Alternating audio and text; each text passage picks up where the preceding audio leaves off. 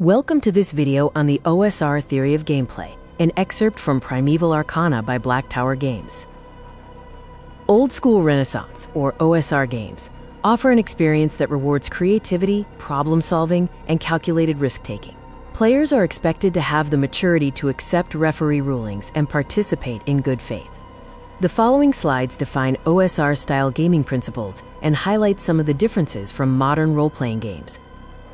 Players over characters. In OSR games, the focus is on players' ingenuity over character abilities. Players should use their creativity, not just their character sheets. Referees are likely to reward creative thinking and problem-solving. Rulings over rules. Rulings take precedence over rules. Rather than stopping the game to flip through rulebooks, the referee will make a reasonable judgment call in the spirit of the moment. If an applicable rule is found later, the referee can remember it for the next time. Knowing your role versus knowing your role. The main purpose of classes is to separate roles in combat. Fighters fight, magic users cast spells, and clerics combine fighting, casting, and healing. Role-playing is about understanding each character's combat role, not focusing on acting out their personality. Let the dice roll as they may. An impartial referee will not treat player characters as special. Dice will determine the outcome of many situations. Player characters are not more deserving than anyone else in the game world.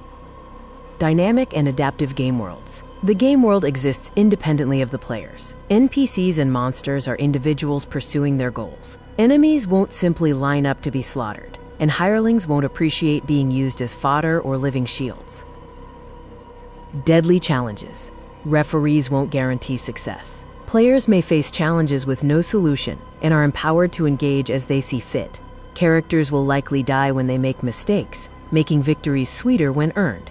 Sometimes, the best strategy is to run away. Referee interactions. Referee responses to game world interactions which may have unforeseen consequences should take one of three forms: yes, but, yes, and, or no, but. The yes, but response is used when a player attempts an action that is reasonable but may have potentially negative consequences. The referee will determine if a die roll is necessary to resolve the outcome. For example, if a player tries to slide under a closing stone door, the referee may respond, "You can definitely try that, but because you aren't very nimble in that armor, there's a good chance you aren't going to make it. Give me a dexterity check."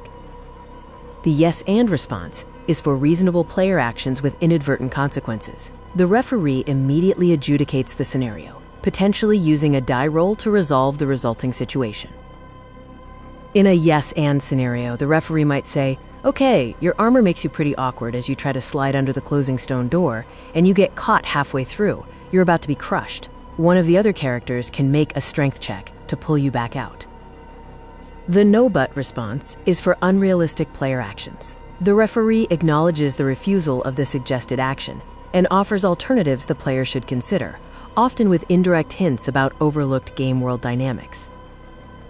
For a no-but example, the referee could respond, "Well, you aren't agile enough to get there in time with the armor you're wearing, but your armor may be tough enough to hold the door open if you wedge yourself in there."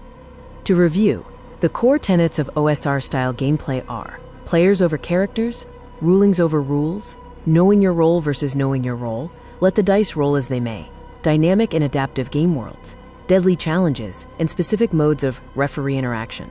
We hope you found this overview of the OSR theory of gameplay interesting and informative. Enjoy the fantastic world of OSR games with zeal and an inspired sense of adventure.